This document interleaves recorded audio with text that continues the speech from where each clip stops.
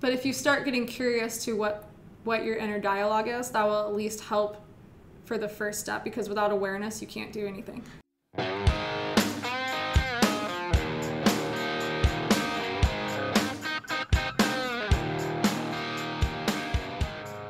All right, this is Morning Coffee, and I am Rick Alexander. Thanks for joining me for another episode. Today I'm joined by my co-host. You know her from Alpha Femme, Danielle McGinnis. She's also at dbird20, and she also frequents every other post on my Instagram. So Danielle's going to co-host this for me. Thanks for joining me. Thanks, babe. And today we are going to interview, i.e. just have a conversation with mindset coach, host of the Abundantly Clear podcast, Malorie Nicole. Hey, guys. Thanks I'm for so joining us. excited. So there are a ton of different directions I feel like we could go with this conversation. I'm going to give you the mic for a minute and just let you talk about what it is that you do, and then we'll go from there. Cool. So I help entrepreneurs who have gotten to a certain point in their business. They've dialed in their marketing. They've dialed in pretty much how to leverage, and they are really struggling with stress and overwhelm. And for some reason, they're not experiencing their business the way that they wished or hoped or thought that their life would be at the point that they have gotten themselves to. And what I help them do is really understand and reprogram their subconscious beliefs that are blocking them from experiencing life the way they want and making the money that they want to be making. That's great. So one thing that I'll say is I think that's amazing that you work with entrepreneurs, but I think every single human listening to this show knows the deal with, or knows what it's like intimately to deal with stress and overwhelm. Yeah, absolutely. I think it's an epidemic really that's taking over. Yeah, and why do you think that is? I think we find purpose in the word busy. As far as society is concerned, it's like we shame and put judgment on others if we don't identify ourselves as being busy people. It's really common to ask somebody how are things going, and their first response is, "Oh, everything's so busy." As if like that's an acceptable and okay thing, when really I think what we're kind of doing is filling some voids and identifying with busy as being equatable to worthiness. Equatable to worthiness. Yeah, exactly. It's like a badge of honor now. Mm-hmm. Yeah, it is. And have you found that, I mean, especially with entrepreneurs, but just working with people that listen to the show, I feel like it's a very high performing population, because you don't listen to shows about growth if you're not at least interested in that area. Yeah, absolutely. And it's like, so those people, to me, it tends to be the case that people that are high performing individuals are the ones that tend to let ambition in the driver's seat of their lives. And they're the ones that sort of worship at the altar of just more achievement, more success, more everything. Do you find that it's super hard to get people to walk backward from that belief? I think what's hard is admitting that they're trying to outwork the problem, first of all. So really having awareness to, I am creating this, quote unquote chaos or stress in my life. I think that's the hardest part, for people to really look in the mirror and say, oh, my business isn't going the way that I want it to go. Maybe it's on me. And that's not to shame them at all. That's just looking at them and saying, that means you get to change. That means you get to explore. That means you get to look inside and look at what the internal beliefs are and why you're experiencing things the way that you are. I think that's the hardest part, is really getting over that. It's okay for me to say that I'm not perfect and that I can create change, and I'm okay with saying that. I think that's really where it starts. And yeah, that's an idea that I've been kind of grappling with a little bit lately and pushing, is this idea that like you should hope that the problem is you, because if it's the world, there's not a lot you can do about it. But if it's you, it gives you like the basis to change something. Absolutely. And I think what this ties into, you can tie in business and if you are listening to this and you don't have a business, we have a tendency to blame our stress on all of the external things going on around us, when really it's not at all of those things. It's how we're experiencing those things. So a lot of business owners, for example, will blame their business on the way they feel. My business is making me stressed out, or my business isn't doing well, or my business isn't making me enough money, when they are the runners of the business. So they are not putting themselves out there and taking ownership to create the money that they want to create, or create opportunity in their life. And then the alternative is, if you have a career, you could blame your job, you could blame your relationships, you could blame all these things, but we're not trees. We can move at any point in time that we want. So whether it's your business or your career, if you are blaming all of the external things outside of you, you're really limiting your opportunity to facilitate change. Totally, yeah. Now, what is it that made you have that realization in the first place? I think I actually struggled with it, to be completely honest. I think the victim mindset, and that's why abundance and scarcity is something I talk so much about. The victim mindset and falling in line with scarcity is something that I really had a hard time with for a very long time. And a lot of that is because of, I will not blame this on my childhood. It's not that at all. But a lot of the things I learned in my childhood, I didn't unlearn until much later. And I needed to unlearn a lot of those things to be the person that I had the capability to be that I was not seeing. There was a lot of stuff that I had not yet healed from that I was taking with me into my adult life, that I was creating those limitations, but I didn't see it for what it was worth. And because of that, it was hindering me. So for people, the people that are listening to the show, what do you think, how can someone start to figure out if that's them, right? Yeah. How do you know? Where because you only have the lens you look through, right? Right. I was gonna ask you, how do you gently hold up a mirror to someone that's experiences this trauma feeling or this, because when you say victim, you kind of think trauma, but like, how do you gently hold up the mirror and say, like, not shame them, not blame them? How do you do that with your clients? Yeah, that's a really good question. I think the most powerful thing about coaching and conversation, really, because coaching is sometimes a word that, even though I consider myself a mindset coach, sometimes I don't feel like I identify with being a coach. Sometimes I just feel like I have conversations with people and help them. Yeah, I'm just a human, right? And it really is having those conversations and asking the questions to help them see the things that they might not be seeing. And I had people do that for me. I had people that asked me questions to help me gain my ability to see myself through the lens that I do now that I wasn't seeing before. For example, you can't really tell somebody what to do. I can't look at you and say, all right, this is what you need to fix your life. You need to go do this, this, this, and this. You're going to get up from the table and walk away and go, what's that girl's problem? Like, who does she think she is to put this kind of judgment on my life? And you're not going to do anything that I say, as you shouldn't, because that's not the way that we should communicate with each other. But if you are somebody that has curiosity and can have curious questions with people, you can really help them dig into curiosity with themselves in a way that maybe they not have experienced.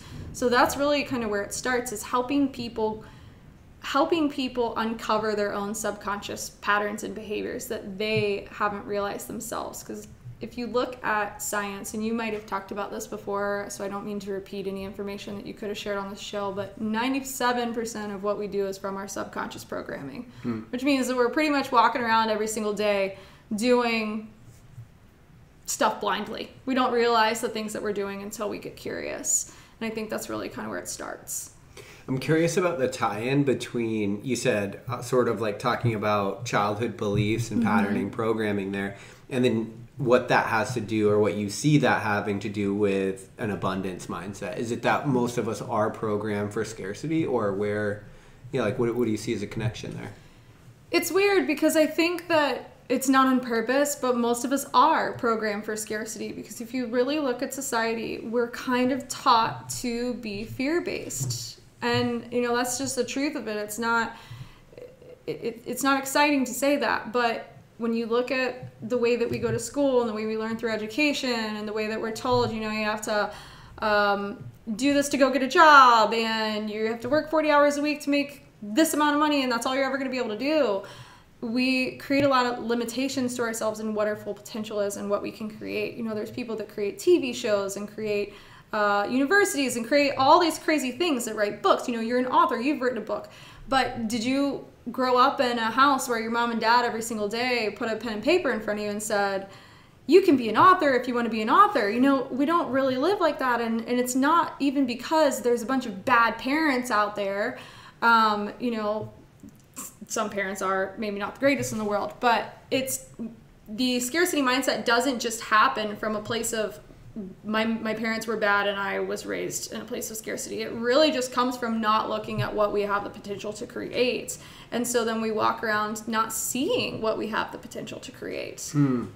That's something I grapple with in my life, just because of the nature of the show and being an author. Is like, I'm in this position where I'm like and I'm sure that you feel this on some level, but I'm like creating everything I do. I'm just thinking it up essentially, but it resonates pretty deeply with people, especially like the work I'm doing with the Clarity Academy and stuff. Yet for me to have this lifestyle and these beliefs, like I have felt like the heretic my whole entire life, and I feel like like that's almost my role in society, and I keep asking myself, like, why is that? Like, what? And do you struggle with that? And have you felt that?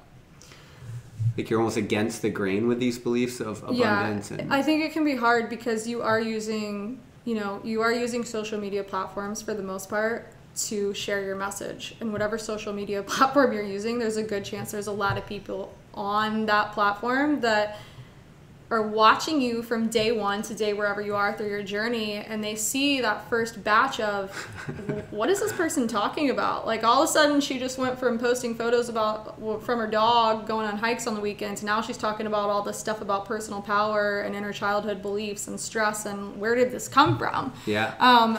That's something I've definitely experienced as an entrepreneur, is making that shift and being vocal about the things that I believe. And I have built a Facebook platform and I've got a podcast and all this stuff, but we were just talking about this earlier. I still don't really use Instagram. And it's never really clicked with me. And part of me wonders, is that because that's more of like a family friends platform for me? And is that something I'll ever use for my business?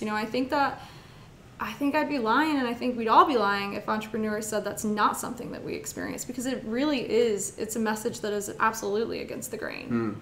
So the thing that I struggle with with wanting to convey the message, because to me it does feel like, again, it seems like it resonates pretty deeply with people, but the thing that I struggle with is it seems like you also have to have a bit of an appetite for risk. And so, when you have a message like you do, there's a chance that you inspire people to do things that other people would consider to be crazy. Yeah, absolutely. And like, where's the responsibility? Like, how do you feel as far as does everyone have the ability to create their own life like this? Courage. Yeah, I think a lot of it does lie in courage, because courage, well, let me retract. We're scared to do things. We're always going to be scared to do things. The first time you go do a Facebook Live, or the first time you put an Instagram post out, or the first time you quit your job because you want to start your own business, or the first time you date someone new, it can be scary. But courage is how we help get over that. Courage is the part where we tap into that inner voice to be able to say, I know this is scary, but I have courage in myself to do it anyways. And I think a lot of people fight fear, thinking that the fear is just going to go away, when sometimes the fear doesn't go away. You have to do it scared. Yeah, and that's okay. Yeah, psychologically the fear does not go away. So like that's why if you listen to it in a clinical setting, what they look for is to slowly introduce you to the behavior or to the action that you're scared of, because the idea is that you actually do have to build courage, and you're not going to be able to reduce fear. So you actually, in the face of what you're afraid of, actually you don't really have a choice. And I think it like lies in like a balance of like curiosity, courage, and then just surrender. Yes, surrender is such. I thank you for saying that word, because surrender that deeply resonates with me, because surrender is trust in self. And if we don't have trust in self, why are we doing what we're doing? If we are just showing up to push and push and push, and we never let go, then we're just putting all this force and control and scarcity into the action that we're taking. So really, we're going into the fear with fear. We're never letting go of the fear, and then whatever we've created doesn't have the ability to continue to perpetuate, to create into what it could. So that's a perspective on surrender that I don't think I've ever heard. So when you say surrender, you're saying you're equating that to a deep trust in your own ability to do what you need to do. Yeah, I think trust in self is the biggest advantage that we have, and it's something that we often skip over because we look for the outside sources. If I can just figure out how to make Instagram work, then I'll be good. If I can just figure out how to make Facebook work, then I'll be good. When really, if you don't figure out how to make one of those work, if you trust yourself, you'll find something else. You'll figure out something else. You'll go start a podcast. You'll tap into another network. You'll figure it out. But you have to know that and truly believe that in order to take the action and kind of step back and watch it all unfold. But what about people that don't have that belief in themselves? Like, how do you start repairing that? Because that's... Go to Clarity Academy. Well, I was telling you the other day about, I'm reading this book called Loving Bravely, and it talked about the concept of, like, gut instincts and, like, really, like, leaning into that and allowing space for that, and, like, the difference between, like, an anxious gut feeling and then an actual, like, visceral, like, raw, like, pulling at your soul, like, it doesn't feel right feeling. Yeah. Like, anxious is, like, more, like, tense and, like, feels lighter than that, like, visceral, like, maybe I shouldn't be pursuing this or maybe I shouldn't be doing that. Do you agree with that? I totally agree with that, and there's some exercises that I've done with people. It'd be a little bit hard to do it on here, but there's some exercises that you can do to tap into kind of what areas of the body are you feeling that from. So a lot of times, you know, if you close your eyes and you have two different scenarios, if you're trying to make a decision and you're stepping into two different scenarios, on one hand, you might feel like a tightness in your chest. Well, that tightness that's that feeling of anxiety. That anxiety is probably steering you away from the thing that you're trying to make a decision from. Now, if you take yourself to the other situation, have your eyes closed and imagine yourself doing, you know, what the alternative is, and you feel some kind of like butterflies in your stomach, well, that's an indicator that you're excited about something. And excitement and fear are something that I think can be very challenging to differentiate which one am I actually feeling. I think a lot of people struggle with that. But I believe that our bodies are communicating with us far more than we give our bodies the ability to communicate with us. We don't listen to it often enough. Yeah, I agree with that. Well, and I think what you're describing right now is the reason that it's so prevalent for people to not understand themselves, because we're so nuanced. Like, you're having a feeling about something that you want to do. And it's like, it's so hard to parcel all of your feelings apart and understand, like, is this good or is this bad feeling? Like, it's definitely a feeling. And it's like, if it's not so objective, it is pretty difficult to know, especially if you're doing something that there's not a lot of path laid out for. Yeah, and it's challenging because I think we also have a tendency to make the most logical decision. I mean, that was definitely a card that I played. What's the most logical scenario? You know, I came from an engineering background. Like, if you don't have logic in what you're doing in engineering, stuff falls apart. Literally, stuff falls apart. You have to do with what's on paper. And nothing in my business has been logical. It's all working so far, great for me, but it hasn't been logical. If you look back at a lot of the decisions I made, it's like, why did I make that? That's you know, that could be, a lot of people could think that was stupid or silly or a bad investment or a bad this or a bad that. But it was because there was that gut feeling or instinct that I was supposed to follow a calling. Yeah. So what about the people who, like me growing up, I was kind of just like ignored my feelings. So do you deal with that with people in business that are like so on autopilot that they just like can't feel feelings and they're like, what is a gut feeling? Yes, absolutely, because that was me. I didn't know how to feel my feelings either. I grew up in a, you know, to give you a little bit of insight, I grew up in a childhood that was, I didn't grow up in an abusive household, but I grew up in a household that wasn't always safe.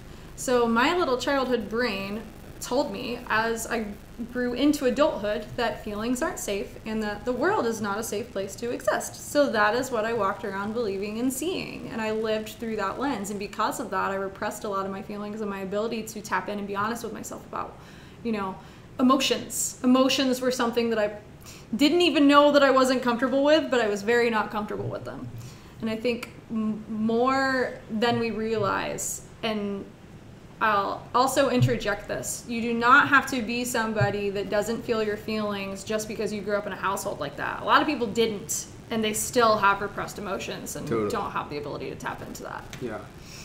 Yeah, well, and it's like, it feels like it's like a survival mechanism from getting through the world, because if you go around feeling everything, you end up feeling pretty crappy. Yeah, exactly. Yeah. Exactly.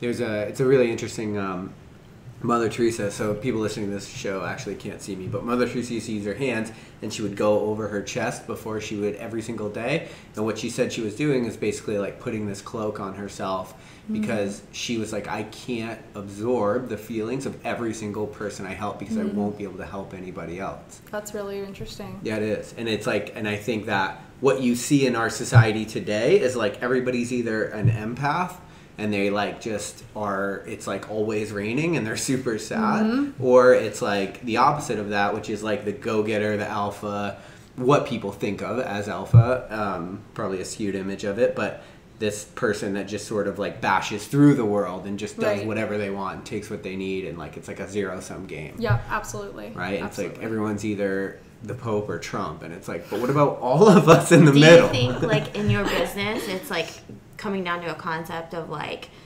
trying to take like human doers to like human beings? It's a lot.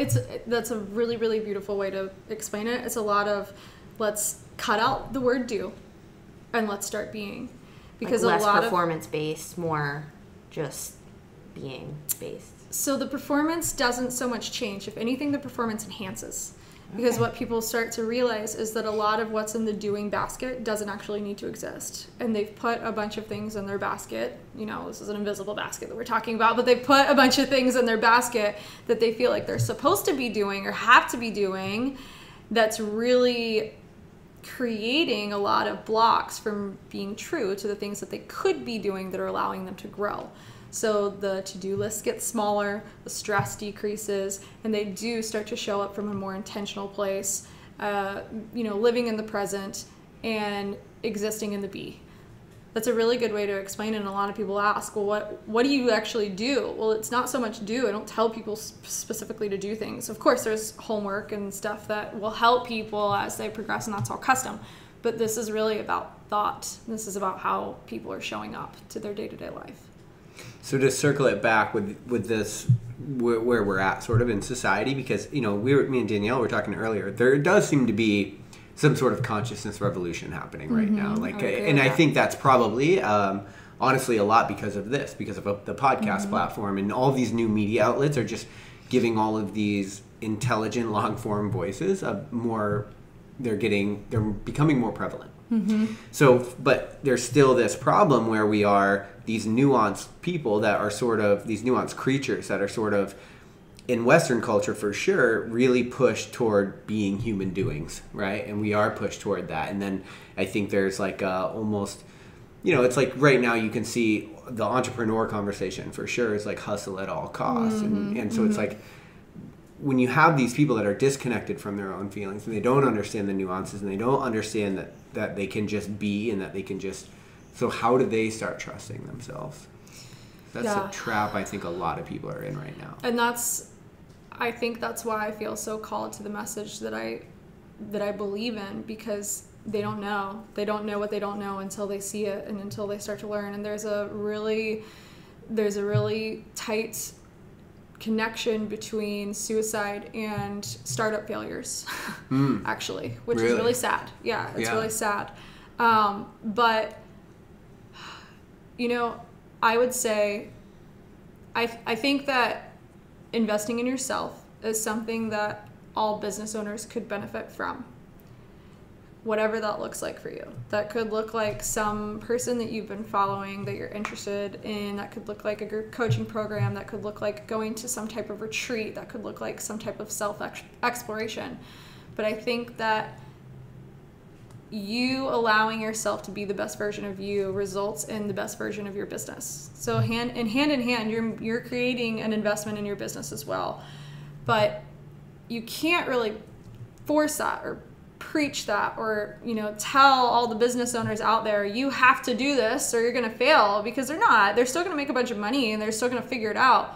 But are they going to do it from a place of fulfillment, and are they going to do it feeling the way that they want to feel? And I don't know anything other than to just keep sharing the message that I share, and people like you to keep sharing the message that you share, to bring awareness to it, because I truly believe it's an epidemic. I think it's an epidemic that's really, it's dangerous. Do you have to shift the mindset of the mindset around failure to the clients that you work with? Do they think that failure is the end of the world? Because a lot of high performers do. Absolutely. And failure is usually a childhood programming thing that is normally around middle school. Yeah, that's usually where our perfection behavior started. But until we realize, what is the root of it, we don't know the lens to look through from a place of non-judgment. Because that's really, if you think about it, that's really where that freedom lies, is when we stop judging ourselves and we stay curious. But you can't just read, oh, stop judging yourself and stay curious on the side of a billboard and go, oh, okay, I have it figured out now. Because as you guys know, it's a life journey. We're never going to have it all figured out. But the perfection patterns usually tie deeply into worthiness. And where did you find that worthiness? And a lot of people found it through getting good grades at school. So if you think about that, you got good grades. Yeah, you got good grades in school, and then you go start a business and you didn't make a sale.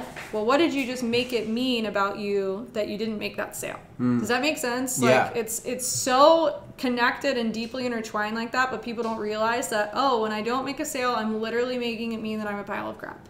Yeah, we were talking about this that is this the emotion morning. that I'm feeling. Yeah. Like something didn't go right, or like something happened, and I was like, oh, well, like, and then it, like, I got a message from somebody, and I was like, oh, well, now I feel good. And I'm like, but why was there like a drastic shift in my behavior, my mood? And I'm like, that's got to be like an ego. Yeah, it's all ego. It's all ego. And the ego tries to tell you that it's protecting you and trying to help you live into your fullest, but it isn't.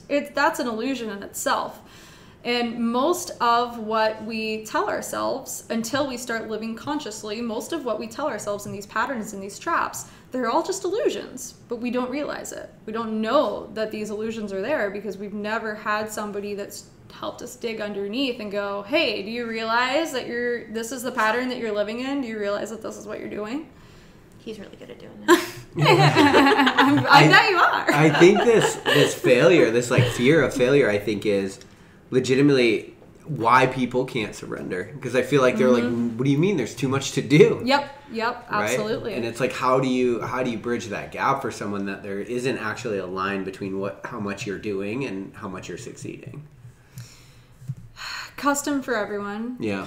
And I always get super stuck on that, because that in itself is like, how do you tell someone exactly how to do it? Totally, because you got to do something for sure. Right, but how do you tell someone how to do it when it's about being? So you can't tell someone how to do it. You have to help them learn how to be it. Yeah, and the thing, I don't know.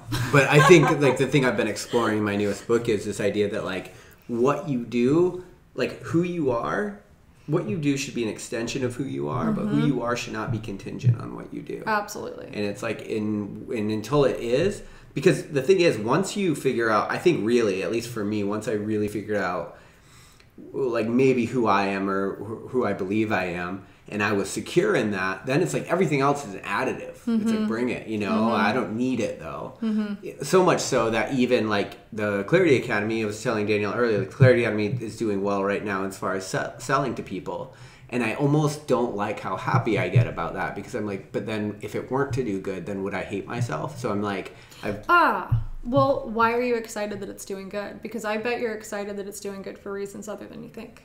Yeah, and hopefully it's altruistic reasons. Because, I mean, it's the message I love, right? It's like, I've made my entire life about this message, and I cannot stand when people grow up feeling bad about who they are. Yeah, and then totally should be something celebrated. Yeah, totally. But I see what you're saying. To get stuck in that, am I falling into the own trap of perfection, or am I still staying authentic to my values? Putting your identity in what you do versus who you are. Right. Yeah. Yes, exactly. And I think when you put your identity in what you do, you two things. One, everything is ephemeral, so it's for sure going to go away. It just depends on when. But the two is like the second part of that for me, what I found and what brought me on this journey is that like no matter what, it would never be enough. It would always you just live on this hedonic treadmill, and it's like no matter what you accomplish or what you do, it's never going to be enough. And so you're always going to be just hungry for the next thing. And that hunger is something that's exciting, but we have to be careful of where that line, that's what you're saying right now. We have to be careful about how much we let that hunger take over, creating the beliefs about who we are at the end of the day, not being someone that we know we have the potential to be, because there's a lot of coaching that is backed by fear. You've probably seen it. I see it all the time. There are coaching methods that will push you so deeply because the pain hurts too much to face the pain. And that's something that I struggle with a little bit, just as far as what we're teaching society, because we're actually teaching people to put so much energy into the pain. It's like a law of polarization right there, but that can be kind of dangerous, just to have somebody wake up every day and say, oh, it would hurt so bad not to do this, so this is why I'm going to do it this way. Like the fear of being average. Yeah. Right? Yeah.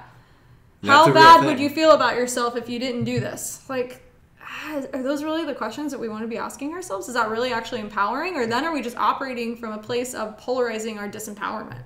You know, it's kind of dangerous. It is dangerous. You know what I think, at least, and I don't know, for whatever this is worth in my own life, I just found that it will get you to a point, but that point isn't necessarily where you want to end up. Yeah. It's not where you want to stay. You'll reach your goals. Totally. Yeah. Especially, you will get to your goals for sure. And then are they fulfilling? Well, they won't be fulfilled, so it'll be the next goal and the next goal. And I think when your hunger is driven by a need for identity, it is almost a scarcity mindset, because it's like I have to get in order to feel good enough. Exactly. Yeah, exactly. I don't know if we've ever talked about this. I feel like we might have talked about this a couple weeks ago. I am not a super hard goals driven person. It's more process. Like, we can't decipher what's going to happen. I can't look at now in the end of the year and go, oh, I know that these opportunities are going to come up against or come into my life, and that those are the things that I should do, and that's where I should go and be. But I think there is, at least I'm trying to find the balance, and have been committed to finding the balance of staying true to what I want to create, but not letting these big goal driven numbers and things and XYZ hinder the way that I show up. Because when we don't meet those quotas, basically what we're saying to energy, universe, God, whatever you believe is Santa Claus. Yeah, it doesn't matter. Oh, you didn't do this fast enough, and these things didn't happen fast enough for me, so now I no longer trust. And then we stop trusting in ourselves to create too. I think that is very correlated to, like, because we had a podcast last week about conscious relationships. So if you looked at like the typical relationship in society, the goal would be marriage, right? So it's like, if you don't get married, then does that mean you're failing because you're not getting married? But like every day we're like, okay, I choose you today. So maybe it comes down to like teaching people taking one choice towards that path, because you're choosing to live intentionally in the relationship that you're in versus we have to get here. It's much more organic, but you're using that space as kind of like a classroom to learn along the way. Yeah, that makes total sense. That's cool. Yeah, total. So one thing that I want to explore this idea that you just brought up of not being super goal driven, because I think, well, you know what I've started to figure out, this is a thought I had today randomly enough, is that like timing is almost always divine in some way, whatever you believe to be divine, but in like a ultimate good, and that timing always works. And so then there's like, you can fight that, and that's like panic mode, but you know that like deep down forcing, it's never actually going to work out. But then like actually like living in rhythm with divine timing is somewhere between just being. It's somewhere between like appreciating and just being and intention, right? And there's like or surrender and intention is a great way to put it. Yeah. And it's like how do you find that? Like, how do you find that process? I think it's really important for everyone to be committed to their why in owning a business, but also that can translate into anybody that has a career or a job, or maybe you don't. Maybe you have the job of being a mother or a father, because that's a job in itself. And knowing the intention of why are you showing up? Why are you choosing to show up? Maybe it's Wednesday. And that's great. It's Wednesday. But why is it Wednesday to you, and what's important about that? And we have a tendency to live on such an autopilot program that we forget sometimes, how much time has passed, what's gone on in the week or the day. That's something I've experienced a lot with business owners. I'll start working with someone and they're like, I feel like I'm exactly where I was last year. This time last year, I feel like nothing's changed. And I'll start asking questions like, well, what does your revenue look like now compared to what it looked like last year? And the numbers are drastically different. And what does your health look like? And what does your personal development look like? And everything's like completely different. And then they wake up for a minute and they're like, oh, my life is completely different than it was this time last year, but I didn't realize it. And it's not because they hadn't changed anything. It's just because they were not quite yet living from this space of intention and presence and recognizing where they were and why they were there and what they had created. And I think that kind of translates into every area of our life. When we have a tendency to just kind of move through things, we don't create intention. And when we don't create intention, we also block the ability to surrender, because the two really go hand in hand. If you're not surrendering, you're not creating intention. If you're not creating intention, you're not surrendering. They're kind of two parts of the process, but really they work together. Totally. But how can you create intention without having goals? I think that's where I'm getting lost. How can you create intention without having goals? What is important to you about having the business? What is important to you about doing the things that you're doing? So a lot of business owners find themselves stuck in these goals of, I want to make $1 million within my first 2 years of business. Well, that's great, but what if you could see your future and see that making that $1 million in the time that you wanted to make it was like the most miserable thing for you? That every day for those 2 years, you're going to be suffering, and it's going to be super stressful, and to get to the number that you wanted to in that 2 years was going to be absolutely exhausting. And what if you could also see that to get it in 3 years was perfect? It was divine. All the opportunities came to you. You created and took the step in all the opportunities that came, and there was just great correlation between the two, and everything just happened to fall in place the way you wanted. If you could see both of those paths, would you say, oh no, I want to take the 3-year route? Or would you still say, no, I want to suffer for 2 years to make $1 million, right? Well, most people would go, no, I would do another year to make $1 million in 3. Like, that's a no-brainer. And it's not that we can't have goals, but it's just when we forget to create intention behind our goals, then we get lost. Like, why is it actually important to you to make $1 million in 2 years? What is the underlying reason you're going to wake up every day? Because if you're just waking up every day just for the thing, you're going to forget why. And I talk a lot about money, and I don't think it's wrong to desire or want money. I think we actually should desire more than we on average do, because we limit ourselves in that a lot.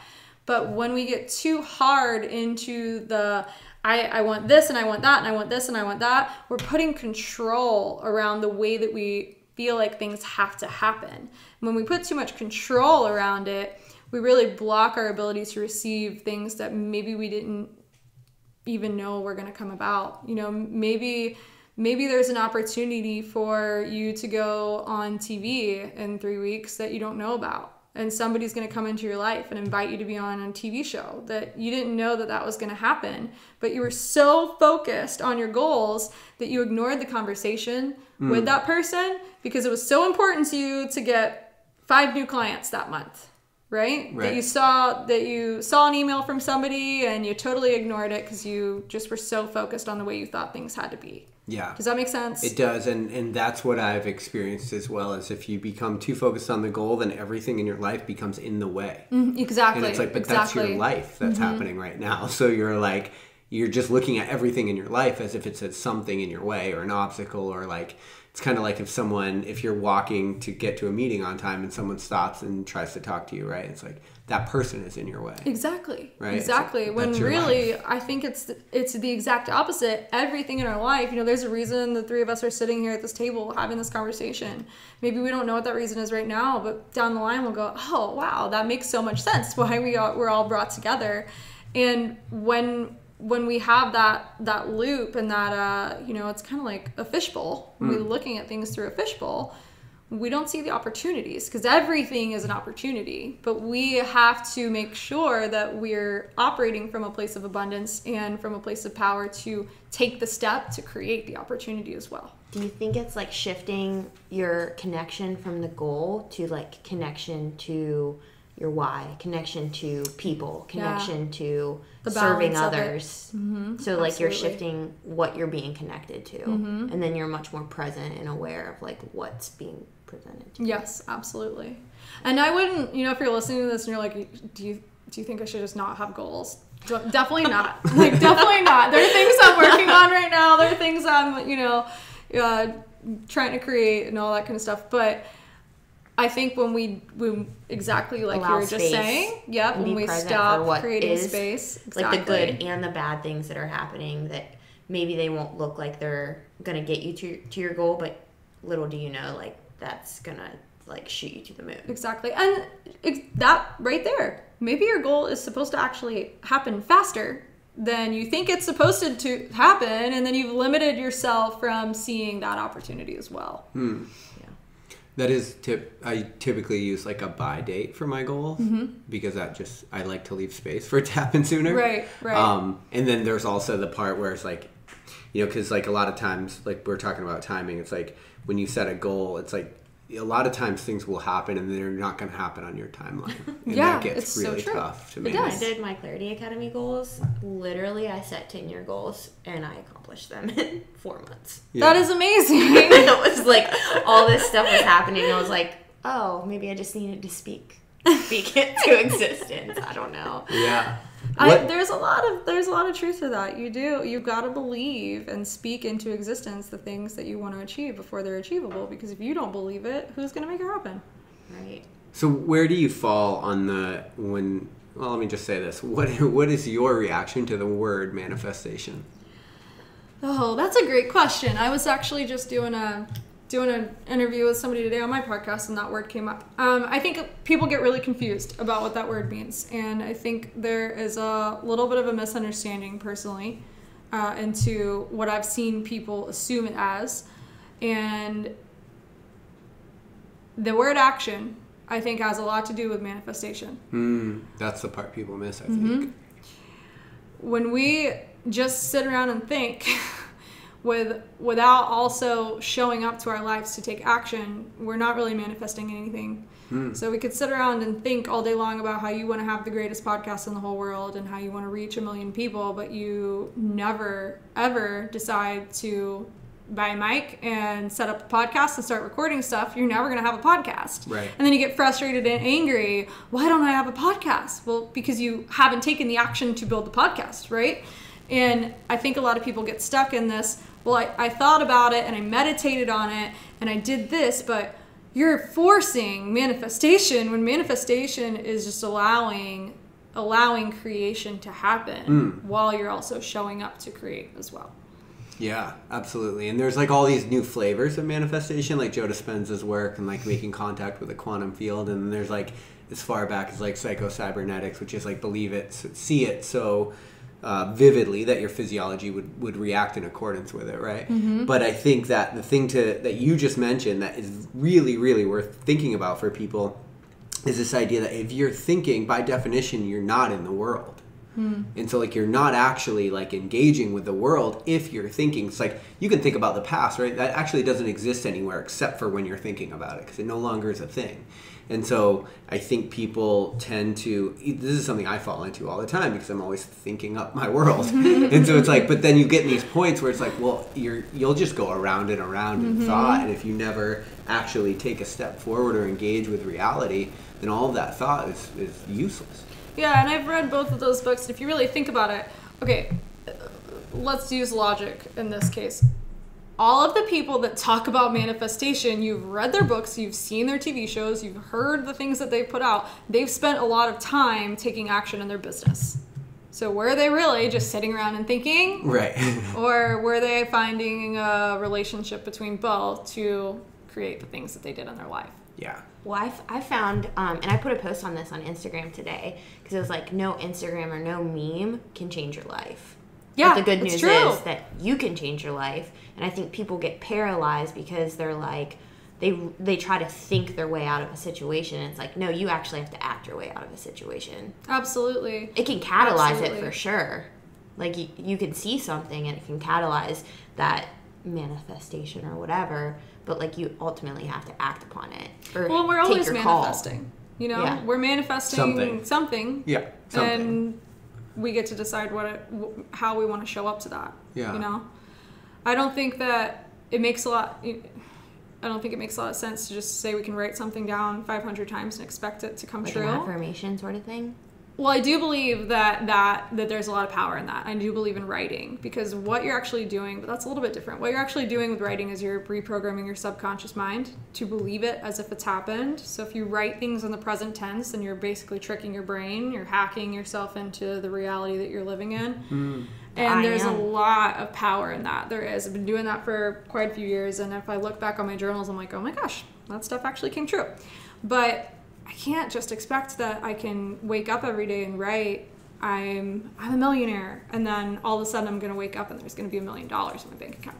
Right, totally.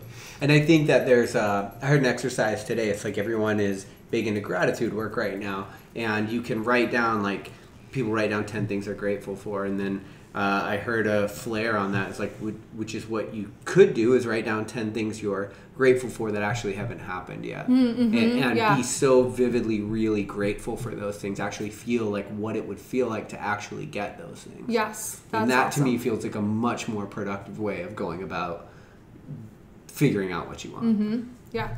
I think. Yeah. And okay, so something I do want to get to before we end this conversation, something we've like sort of gone in and out of, you've mentioned a few times, and your podcast is called the Abundantly Clear Podcast. So I know that there's a deep like truth in abundance that like runs through your message. I think when people think of abundance and scarcity and the things that we're talking about, the way that it affects them the most viscerally is with the way that they view money. Yeah. And if we're right, like which the hypothesis that most of us are brought up to be scarcity mindset, that would mean that would also fall into alignment with how you view money, which would also affect you negatively. Yeah. Yep, absolutely. I think there is a lot of shame, actually, and if you look at an index of consciousness, shame is just about the lowest on the scale. And the feeling that we experience of shame and money, I think we really block ourselves from receiving. And I think we're really supposed to be on this planet to receive as much as we want. And when we look at business, people that make a lot of money in business are doing it because there's a value exchange there. So they're doing something and they're receiving money for it. So if you really think about it, business owners that are receiving a lot of money, they're giving a lot.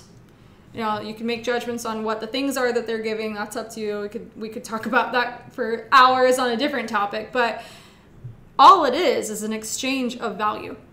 Sure. But because of all of these limiting beliefs that we've created about what it means to have money and what it means to live a rich and wealthy life and what it means to receive money for services. I've worked with women and men, and I know a lot of women struggle with receiving money for a service that they are offering somebody because they just feel like they're supposed to give it to them.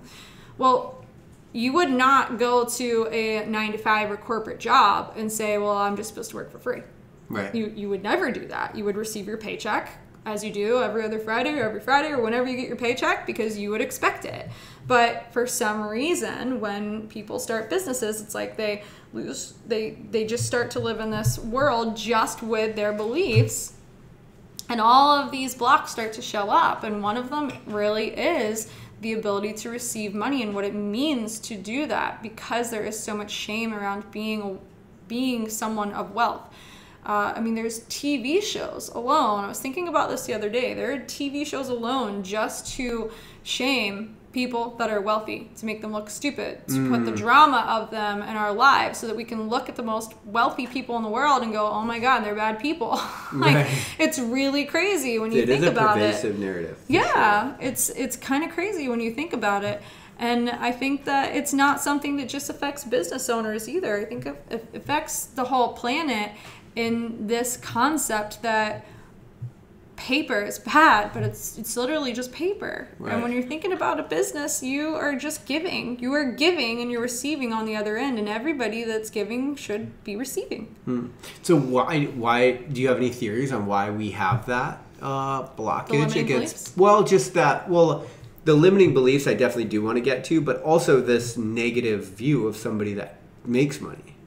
Do you think that's to make ourselves feel comfortable about not having it? Like, where do you I think that really it's only people that don't have money that say that. Yeah. If you think about it, totally. It's people that have money don't say that about. Nobody's with money. It's like, I'm a real son of a bitch. Right. Yeah. I was gonna say, I don't know if you can cuss on this podcast. Yeah. How much you can go, but there's I've heard people say before, only poor people say that. And I think there's a lot of truth to it, because it's just a mirror for the things that you want. But it's not so much a mirror that you want the money as much as it's a mirror for you want to be somebody who looks at yourself through a lens of, I see myself as somebody that deserves to receive at that level. And do you think that's the fundamental disconnect that most people have? Absolutely. They just don't think they're even worthy of making that much money. I think our relationship with money has a lot to do with worthiness, but we look at it as paper, and we look at it as money, and we look at it as finances, but it has everything to do with how we're feeling inside. I've worked with business owners that have been making multi-six figures, and they haven't looked at their bank statements in months or weeks because they're so frightened and scared of really wanting to face what's going on because of lack of control, because of fear, because of what if I screw it all up? Money there's a lot of patterns with money. Some people feel like they reject it and don't make what they want, but then there's also the other side of it too, there's a lot of people that make a lot of money and they get rid of it real quick. They will do anything they can to get rid of the money they make, and that's just as poisonous as repelling it. Yeah. And do you think that's because they see themselves, just by virtue of self-awareness, they see themselves as someone that like shouldn't have that money, and so it's like self-destruct mode to put me where I belong in the universe or whatever? Absolutely. I'll do anything I can to get rid of this money as quick as possible because I'm not somebody who's worthy of having this kind of money. Yeah, absolutely. I think I might do that. So, to be honest. So, okay, so like, what are you buying that? Well, and it changes, you, who is you, this isn't like you, Rick, but anybody, you who are you, who's a business owner, who's making what you're making now, you will show up as a different person to be a 6-figure business owner. And the same will be true as you transition. Maybe one day you'll be a 7-figure business owner. I don't know right now. But you in all of those states will be different. And to level up your person and your worthiness or the value that you're giving to get that back. Absolutely. To feel a sense of. That's something for people to really think about, to even ask themselves, like, well, what kind of person am I? Absolutely. Because it almost is like an objective metric, but not on your worthiness, on the value you're bringing to the world around you in a way. And in corporate and traditional 9 to 5, I think a lot of people equate their worthiness to what their boss decides it is, because that's how much money they're receiving. My boss decides how worthy I am. But what would be different if they showed up differently about that? Right. Yeah, and that's that like question that I just keep asking on the podcast, which is like, how much better could your life be if you were better? We don't actually know. Yeah. Because you're not better. Yeah. Yeah. And so it's like, but that's actually worth thinking about, because it's like, then you should scan for areas where you can make yourself better. Right. And so for people, and now I know you have a course on money. I do. Okay. Is it online or what? Actually, you want to just talk about that real quick? Yeah, it's a real easy course. It's called the Abundantly Clear Money Mindset course. And it is centered to help you start understanding money differently. It's kind of an extension. This was just a very quick intro, but it's an extension of what we just talked about, but it also takes you through a belief reprogramming process to uncover what your money beliefs are, why they exist, and how to shift out of them. Because you really have to I will say this, you really have to work through those beliefs. Like, you got to get out the pen and paper and work through this stuff. You can't just sit there and watch videos of me and expect that, like, that's going to change. Because it is a course program and it's not something I lead firsthand, you have to show up and kind of work through it. But it's phenomenal and I love it. And I think that anybody who's dealing or struggling with money shame could totally benefit from it. Yeah, I'm actually going to take it. I'm excited. We were just talking yesterday. I was we literally were asking, like, we are weirdos, and when we go on dates, we ask each other questions. Yeah, we were like interviewing each other about money. Yeah. Basically. Were you? That's yeah. so funny. I'll give you guys access to it. It's fine. No, we'll buy it. It's important You're that I buy it. Actually, so let's talk about... You deserve it. So that's really interesting, too, which is, this is something in the Clarity Academy that I've seen. I was struggling because I have family members that could really benefit from the Clarity Academy, and I know they could benefit. but I don't know that they'd get the benefit if they didn't invest in themselves to spend the money to get there. And I know that probably sounds like me just justifying my price. I understand that. But in my life, that was actually the thing. It was like I realized until I like invested in myself, I didn't actually get what I was after for whatever reason. Yep. No, that's really true. And a lot of times it's kind of crazy. It's almost like, I don't know if the word miracle resonates with you at all, but I see these like tiny little miracles with people sometimes right after they make an investment in doing one-on-one work or coaching. Like something big will happen like the following week. Totally. Like after the first call. And I truly believe that's not because I'm some type of miraculous person that's walking around the planet and this person just had like one call with me and now their entire life is fixed. I don't think that at all. I think they actually experienced a massive up level with themselves and they're like, oh wow, I am seeing myself through this different lens because I invested into this, financial and time, and I'm owning the things that maybe I need to fix, and I'm seeing myself through a different lens from day one. I think there's a lot of power in that. So it's like, yeah, that's interesting, and it's like a cellular change in them. It's a biological change. Yeah. Are you familiar with any of Bruce Lipton's work? No. Yeah. Bruce Lipton...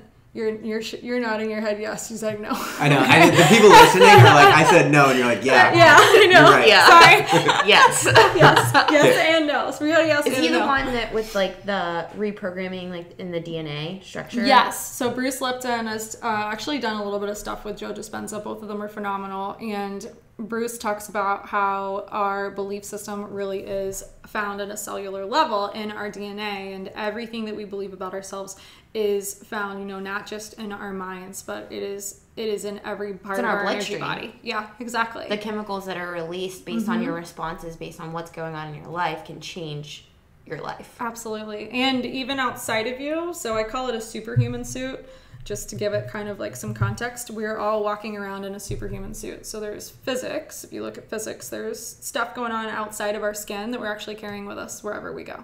And there's a lot of... Like what? What do you energy, mean? right? Yeah. We can see... Yeah, it's energy. Okay. So... We can see it on...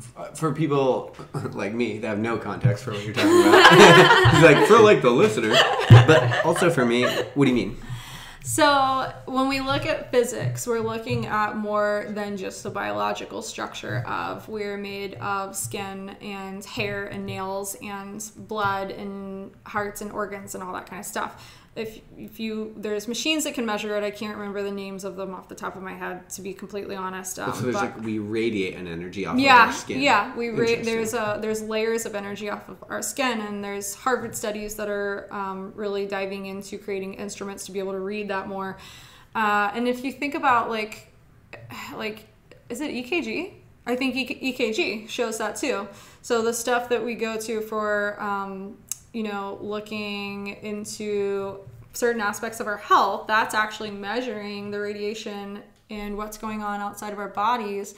But we're carrying that with us wherever we go. But we think about ourselves through the lens of we stop at our skin when we actually don't. Totally. Does that make sense? Sure. Yeah. Okay. Yeah. Let's talk about in like the healing environment. So like whatever energy has surrounded you within like a diagnosis that's a really bad prognosis. If you surround yourself with healing energies around you, like there's I guess studies that say like that energy can cause healing.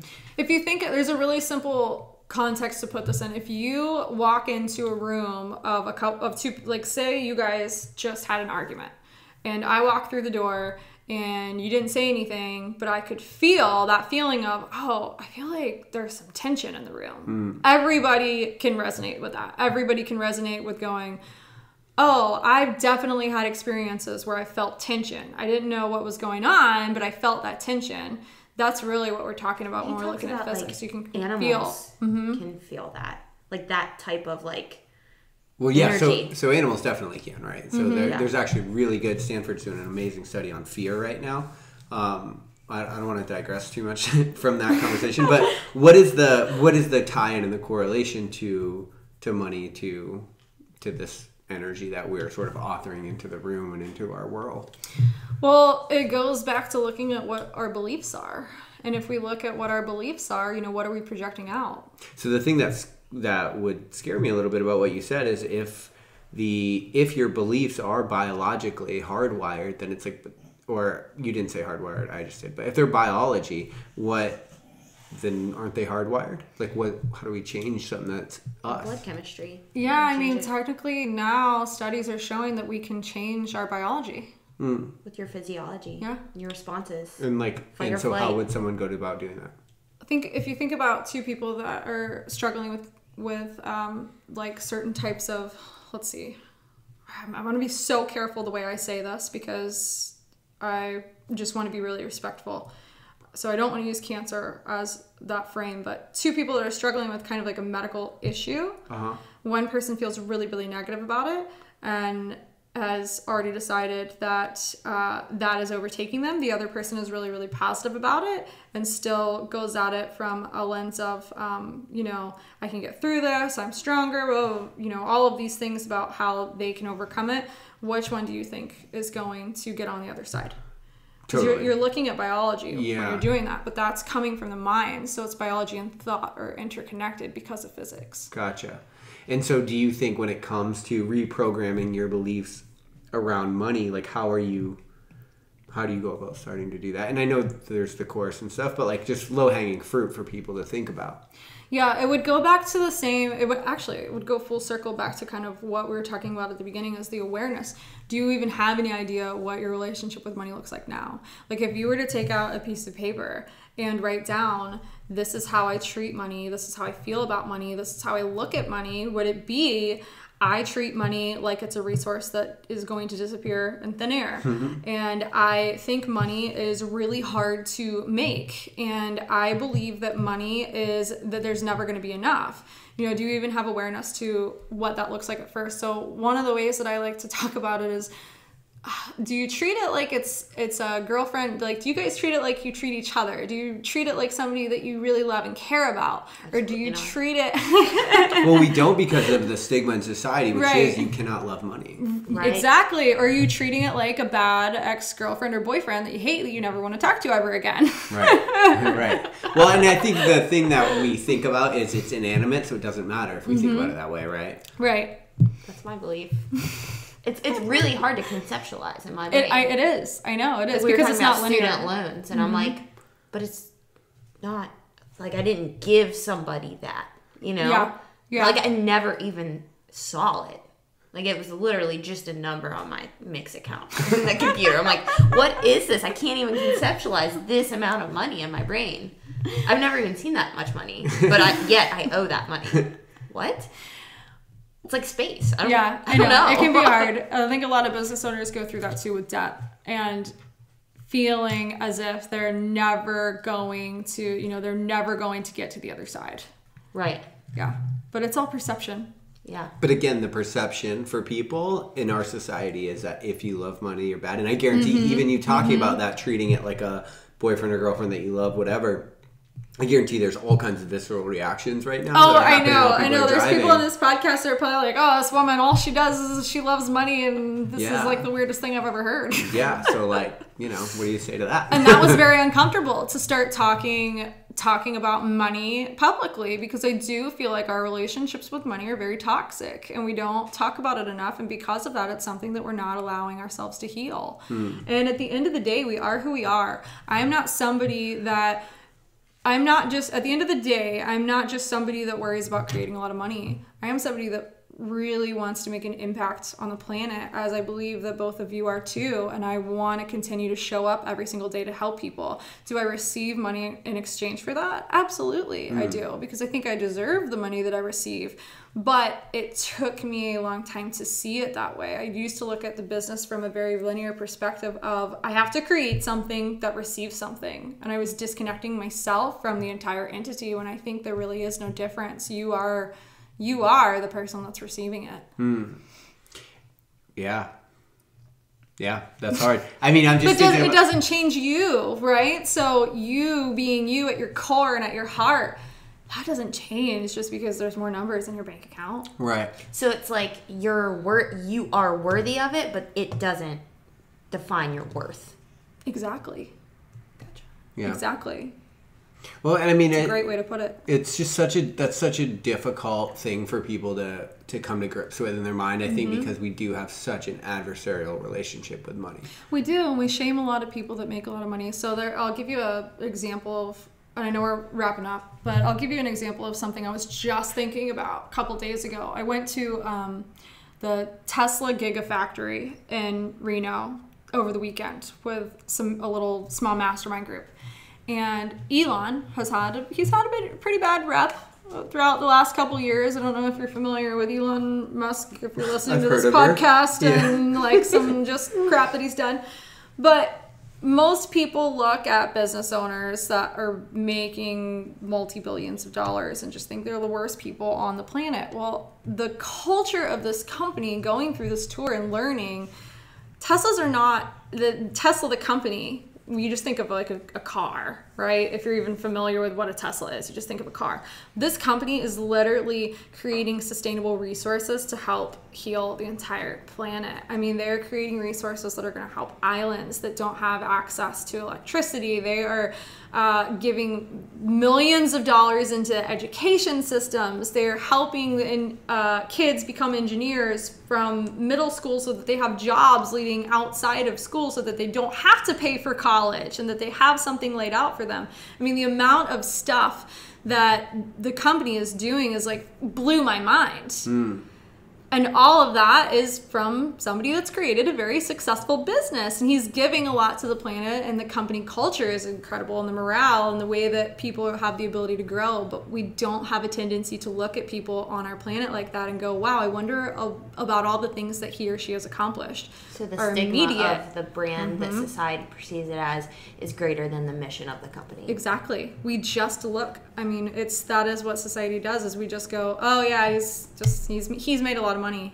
But if you really look at what a lot of these companies are doing, it's really profound and impactful work on this planet, and it's mind-blowing.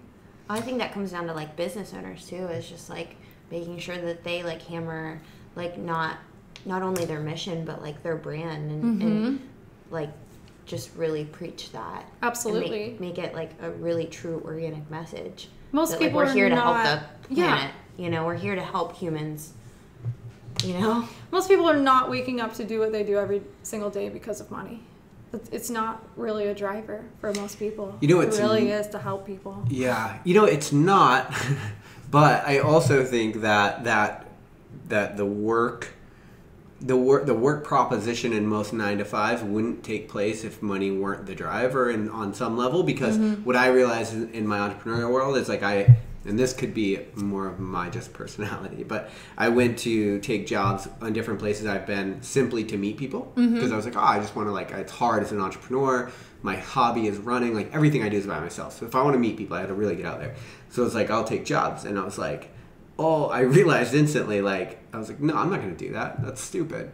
You know, and that's my entrepreneur side. But I also realized this proposition only works if I need you.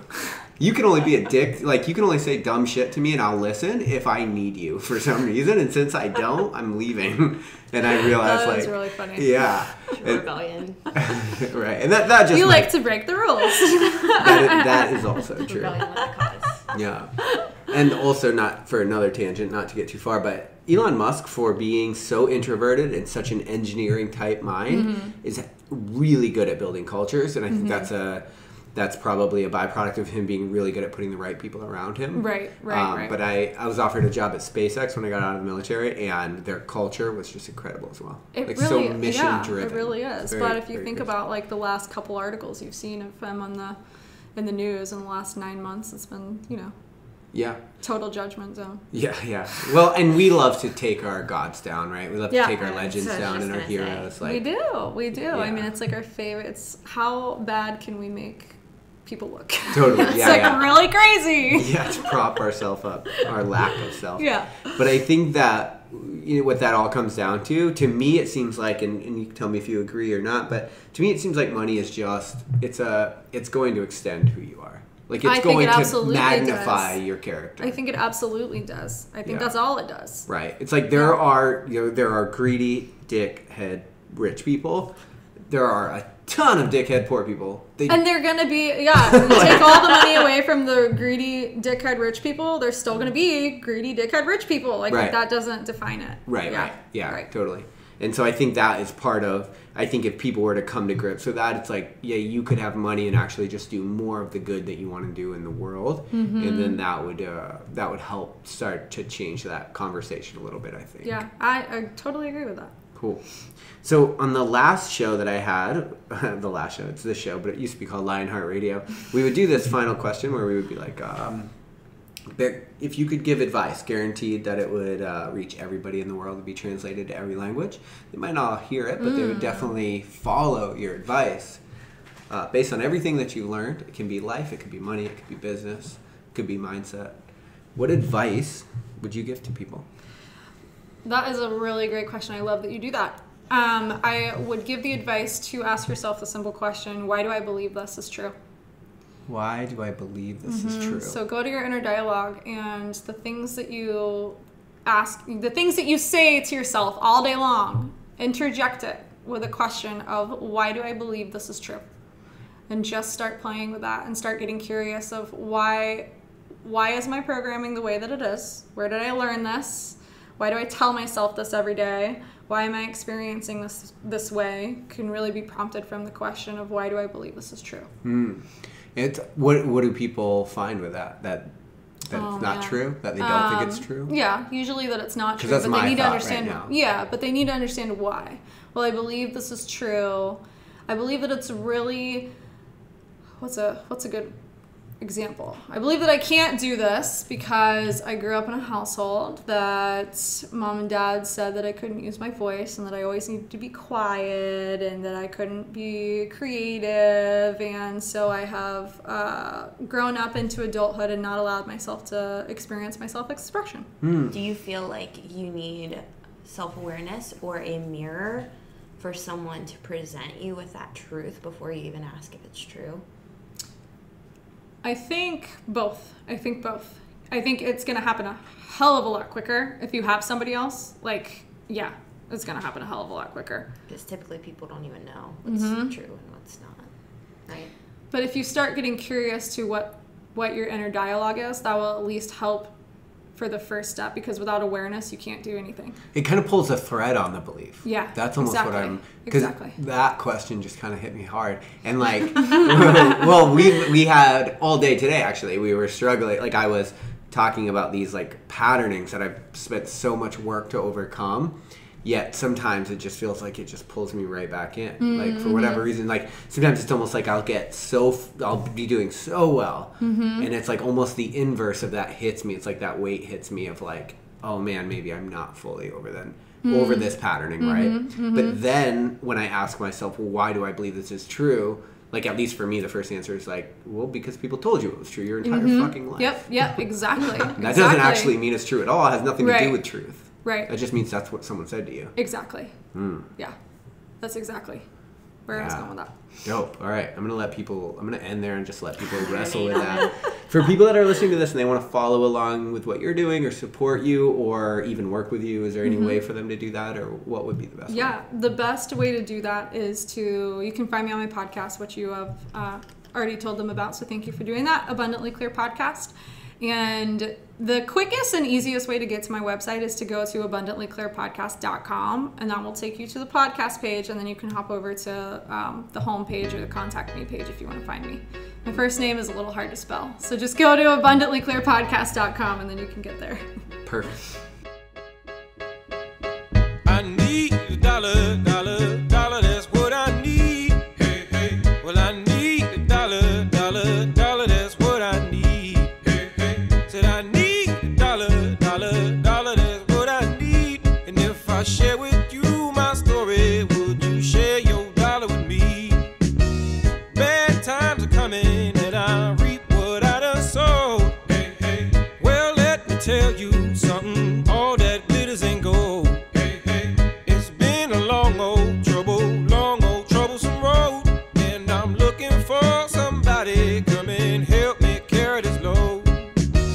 I need a dollar, that's what I need. Hey, hey. Well, I need a dollar, that's what I need.